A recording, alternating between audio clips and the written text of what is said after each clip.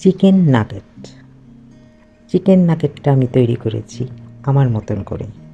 সেজন্য প্রথমে আমার দরকার মুরগির বুকের মাংস। হাড় ছাড়া মাংস আমি নিয়েছি এখানে 500 গ্রাম। 1 কাপ সেদ্ধ আলু। আলু এবং মাংস একসাথে ব্লেন্ডারে আমি ব্লেন্ড করে নেব। ব্লেন্ড করার পর মাংসের মধ্যে দিয়ে দেব একটি ডিম, 1 কাপ কুচানো পেঁয়াজ, 1 টেবিল চামচ আদা ও রসুনের পেস্ট, 1/2 টেবিল চামচ গোলমরিচের গুঁড়া, 1/2 টেবিল চামচ চিলি ফ্লেক্স, 1/2 টেবিল চামচ লেবুর রস, স্বাদ মতো লবণ, 1/2 টেবিল চামচ মরিচের গুঁড়া, 1/2 টেবিল চামচ সয়া সস, 1/2 টেবিল চামচ অয়েস্টার সস, 1 টেবিল চামচ টমেটোর সস, 1/2 চা চামচ চিনি, 1 টেবিল চামচ সয়াবিন তেল,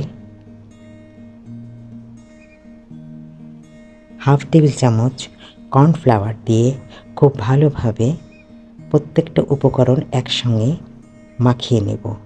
মাখানো হয়ে গেলে মুরগির এই খামির থেকে আমার প্রয়োজন মতো নিয়ে আমি চৌকো আকারে হাতের মধ্যেই নাগেটের শেপ দেব।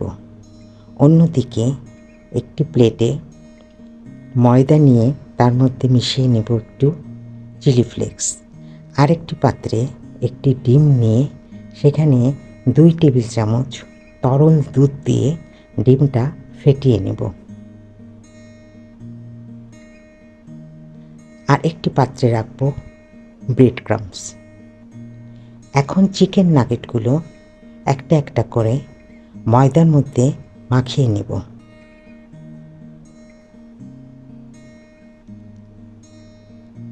এরপর ডিমের মধ্যে চুবিয়ে নেব।